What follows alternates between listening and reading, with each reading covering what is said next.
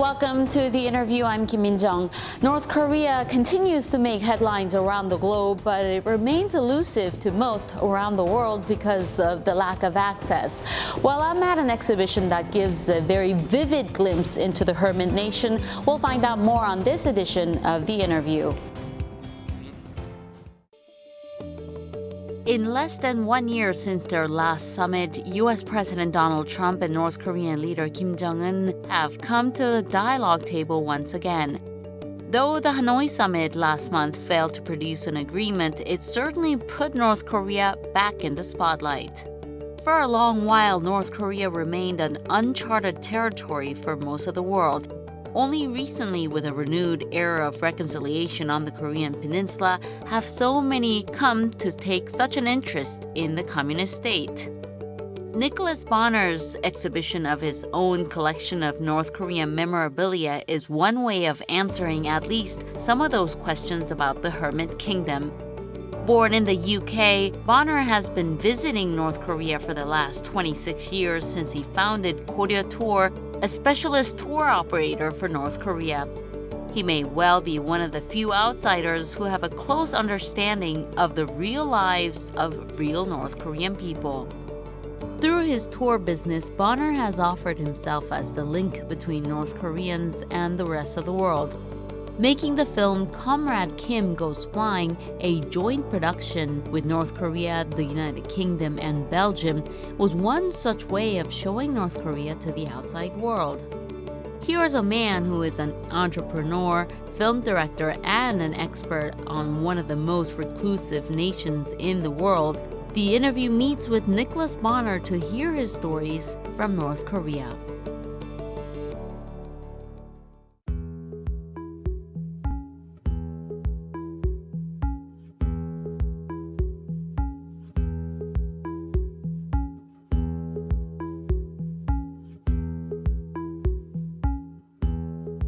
Welcome to the interview. Great to have you on our show. Thank you very much. We're at the exhibition titled Made in North Korea, Graphics from Everyday Life in the DPRK. Now, I had expected to be a lot gloomy and darker, but it's very vivid and colorful. Tell us more about the exhibition to begin with. The exhibition it's a collection of basically ephemera that I've picked up since traveling to the north since 1993. And it was initially started, I think, from a sugar packet on flying in on Air Koryo. And I expected to get a sort of, I got my coffee and then this sugar packet, and normally other Soviet areas you get just sugar on it, but this was highly decorated and very beautifully, very sort of frivolous, and you don't associate frivolous with North Korea. And so that was the start of the first collection. And then over my subsequent visits, which have been probably almost every month, the rubbish grew, if you like, and then it became it was seen by this publishers, and they turned it into a sort of a collection. So now it's not a box of rubbish; it's now a sort of catalogued collection. Sure, almost like an art exhibition. It is, and like you say, you from North Korea, we know the propaganda. We're aware of that sort of art, this sort of quite severe stuff, and then you flip over when you hit sort of products that they make that are actually very gentle and very, there's things you wash your hair with, the chocolate box you give your granny, that stuff is decorated and it's not propaganda. Wow, interesting. It's very pop artsy too. Why do you think that is? I think the colours that we don't have, certainly in the West, we would never put purples and greens together like they do. And this is products for the people, so it's not the propaganda work that we associate with it. It's products that people want to pick up, and it's the basic stuff from the merchandise is. It's not like advertising, they call it promotion, so it tells you this is a bottle of water, inside there is water. It's not like drink this water, you'll look beautiful, your girls will fall in love with you, etc. It's very practical, but at the same time it's highly decorative, and that's the pop sort of part of it. But if you think about it, it's not capitalist society, North Korea, right? No, but it's still a society with choice. For example, there's not just one cigarette, there's not just one beer. There's a choice, and they distinguish themselves in the old days not to be competitive, but to say, look, we are different. This is what we provide. So the construction cigarette is for construction workers. There's a sort of cigarette favoured by the military, or people have certain choice. If you're from Pyeongseong, you'll prefer Pyongyang beer, as opposed to if you're from Pyongyang, you'll have, drink a sort of a bottle of Taedonggang beer. So it's not capitalist, but there is choice. Sure, interesting. You also run a tour company, like you mentioned, Koryo Tours, that operates tours to North Korea. Tell us about how all of this began. Yeah, it was a friend of myself and Josh. We were in Beijing, and he had a North Korean friend who he'd studied Chinese with, and this chap went back to Pyongyang and said, look, can you help us? We've got nobody. I'm in the tourism business. I've got nobody coming. So we put together a group of 10 people and we went over. When was this? This is 1993. Wow. And so there's pretty close to, great big changes in the world had happened in '89. And North Korea, basically tourism, they'd opened up to Western tourists in '87, '88, but no one was coming. So we started up tourism, and I then found it fascinating. I'm trained as a landscape architect, and I found it fascinating from an architecture point of view, and then wanted to go back. The only way to go back was to get another visa as a tourist. And so to make it affordable, we set up a tour company. Wow. And now we take about almost 2,000 people a year, but there's only 4,000 visiting a year, so it's not busy. It's not busy, but No. it's growing? No, it's not growing. It's staying quite steady. It grew a lot when I think people want to now, when they travel, they want to see for their own eyes. It's that sort of crowd we get. It's not people who want to go, to Ibiza or lying on the beach or what have you. It's an experience. It's certainly a holiday. You take a holiday to go on it, but it's more of an experience. So this exhibition is the second installment following the first one in London, I believe. Tell us about how that exhibition was The whole received. thing happened from basically this collection of rubbish that I'd got as my partner. She said, "Look, are we getting rid of this?" Because it was taking a large part of the house. And I put it together in a sort of form of a book, and I sent it to a friend who actually sent it to a publisher without me knowing, which is great. And they said, "We want to turn it into a book," and it's a fantastic publisher. And then House of Illustration specifically looked at this and said, this has got to be a great exhibition, and they put it on there. I suppose in the UK the interest is partly North Korea, but also partly because of the graphic image, and the image that these North Koreans are creating is of world standard, so it has an interest for illustrators. And then of course the other interest is just, wow, it's North Korea, and you can never get enough.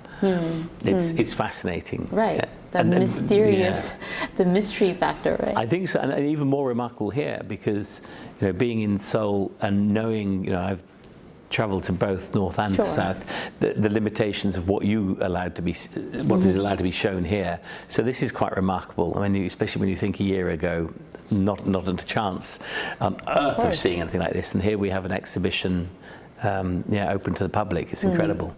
Tell us about the Seoul exhibition, and also I'm sure you've had some restrictions that were imposed on making sure. Actually, no. I mean, the restrictions that the Culture and I, who are the company that sort of brought this over, they had were quite obvious ones. It was certain things that referred to the Korean War, like a comic on the Korean War or a postcard on that. So very limited, and that's because it will cause offence to the people in the South. But no, actually, everything's got through here. There's just been a very small, just restriction of just a few objects. The biggest shock is that all this stuff is here now and available for public to see.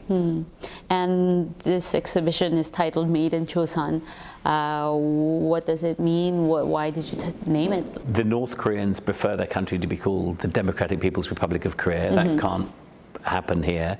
Chosun is acceptable, and it is stuff made in the north and designed in the north. So I think it gives enough an indication of what for both sides to happy. It's always a difficult game playing, especially if you're taking stuff from the north anywhere, and particularly when you're taking it to the south. Now you have more than 10,000 pieces of North Korean collection, I believe, and this exhibition showcases about 200. How did you narrow them down to the final 200? Yeah. And I suppose what's interesting is that every piece in there is something that I've handled at some time. It's not bought off eBay, or so if there's invitations, it's because I was invited to that. So it's like a diary of personal notes.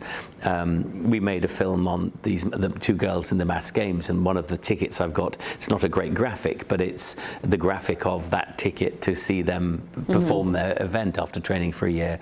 So it's very personal.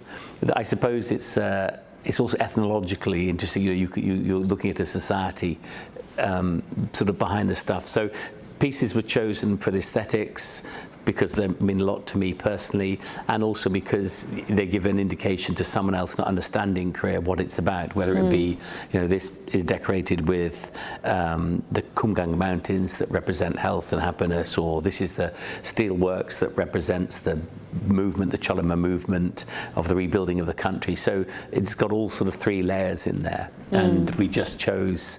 Yeah, it's just one of those difficult decisions, like chopping things out and keeping certain things in. Did you invest heavily financially also in your collection? No, there's no. I mean, the flight to get into Pyongyang. But I mean, I didn't go looking for this stuff. I didn't take a flight saying, right, today I'm going to fill a whole case. It's stuff that literally, this is 25 years of collecting. So it's slowly, bit by bit. There's the individual value of the most expensive piece is very, very low, I would imagine. Now, what is your most prized collection, if you could choose one? It's again, I think it's that sugar packet that I picked up. It's just that's the thing that started it.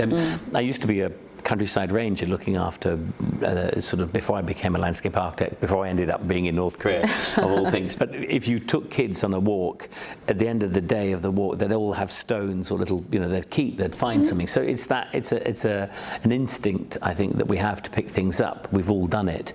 Mine, I suppose, I just kept on collecting, partly because of the graphic, partly because of the memory, and it just ended up as a lot of stuff. So they all have a certain value to me. There isn't one piece that I did lose a piece once, and I wanted it for this exhibition, and I've refound it, and that was annoying. So there's a lot of passion. It was just if I'd lost any of those pieces, I know them, it's a bit sad, But if I'd be looking for it, because there's also no digital collection. So if you want to look up North Korean graphics, if you haven't got them in their physical form, you're not going to find them on the internet. I see. So that's also another thing, is this stuff has also been lost probably a lot in the north. They don't keep onto stuff that much. What have you noticed about graphic design in North Korea? What more can you tell us about? I think, of all the most boring subjects in the world, if you're not an illustrator, you think, oh God, why am I coming? But it is fascinating. I think the things it tells us,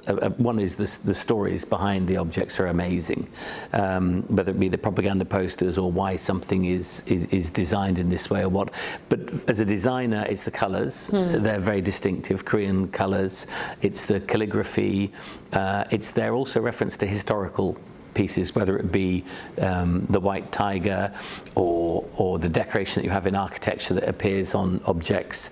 These graphics are imbued with North Koreanness. If it's a building such as on the cigarettes, there's a building of the Grand People's Study House on Kim Il-sung Square. That to a Korean is, wow, this is an important object. If it's got a cigarette, if it's a matchbox with the steelworks on it, that represents strength, the rebuilding of the country. So everything is imbued with a lot more than just the image. To us in the West, an image is, it's nice to throw it away. To the North Koreans, that really does mean something. Symbols? Very symbolic, yeah. I mean, and also the traditional symbols of cranes, tortoises, etc. That you all have because you're Korean. Right. So it's a good mix. It's when you put it all together, you realise it is not just a collection of stuff I put in boxes. It actually is an opening into understanding a society. Sure. How do you think it compares to the international standard, if you will? For hand-drawn graphics, they're exceptional. And they are stunning. I mean, we would call them sort of retro now. And in fact, the whole of North, this collection is, the majority of the stuff is pre-2005. When we started having digital cameras, North Koreans caught on pretty quickly. They did the same. They got digital printing soon after us. And so nowadays, the stuff they produce is very homogeneous. It just looks like washing powder you would find, whether it be in Seoul or in London or where have you. But the hand-drawn graphics, they've got a story and a personality. But everything else now, since 2000, since both digitalization and new stuff coming in from the outside, so washing powders coming in from the West or from China, North Korea had to up their game, and they were sort of competing. So their packaging is now of an equal standard, but it's this rather dull, you know, sort of happy, smelly flower people, as opposed to really funky. So all of this would be unique even to Koreans, you were saying, because now in this day and age, everything looks pretty much... Yeah, so products now for a North Korean, the modern products created in the country are very similar to products created in China, South Korea, and the rest of the world. They're shiny, sort of, you know, attractive, modern. They make North Koreans feel, wow, this is cool. They wouldn't want to buy that old, that would be retro packaging. They wouldn't want it. But I took this book, I showed a North Korean friend the book, and they went, why have you done this? Why have you collected this stuff? And then they started going, oh, I used to take my granny this, or my father used to smoke these cigarettes. So suddenly this nostalgia comes out, and you basically, they're looking at the book and they're going through something like you would of your youth. Sure. And that's where it's more, because these products are no longer available in the North. I see, interesting. So over the long period that you've been traveling to and from North Korea and collecting things from the country, I'm sure you've noticed changes, not just in computer graphics and the designs, but in everyday people's lives and their attitudes. What are some of the most notable changes that you've witnessed and felt? Yeah, the biggest change regards sort of thought process was probably 2000 under Kim Dae-jung, was with suddenly South Korea not being the big enemy, but actually just being, you know, we are Koreans. So that had a significant impact. But on the actual and the physical changes in the country, people's attitudes have changed. Attitudes towards women. You now see men holding women's hands, men pushing the baby. Interesting. And that was a lot influenced by TV coming in. They do sort of TV series. We made a film, Comrade Kim Goes Flying, about girl power. So that had a big impact, showing that, you know, girls don't need to listen to, they can slightly go against the male prerogative. And so yeah, slowly little bits of changes, but not something not something that would leap out. It's more been very gradual. Sure. If you had a street map of Pyongyang in '93, it would work just as well as it, you know, today. I see. What message, if any, did you want to deliver by holding this exhibition? There's no message, but there is. I don't like the way the world views in anything something black and white.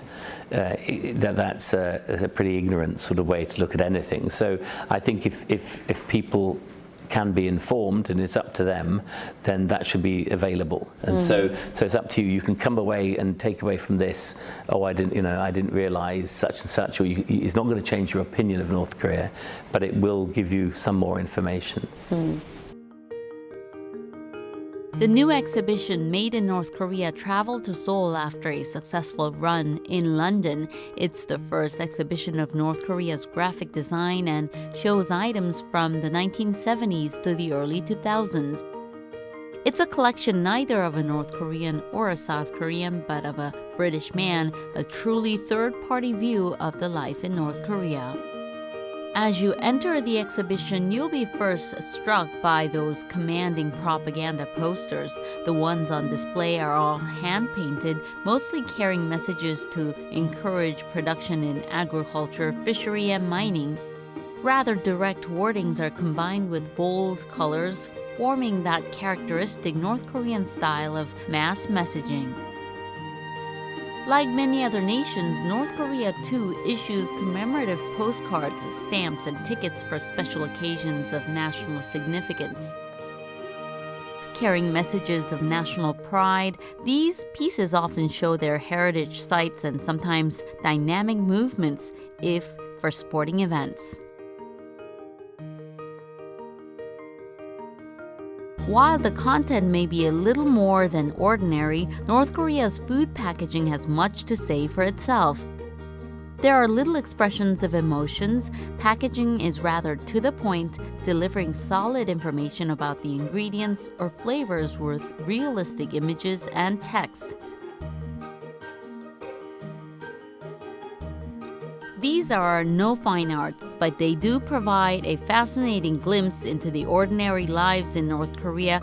It's an opportunity to take a peek and see that there too is life in the communist state.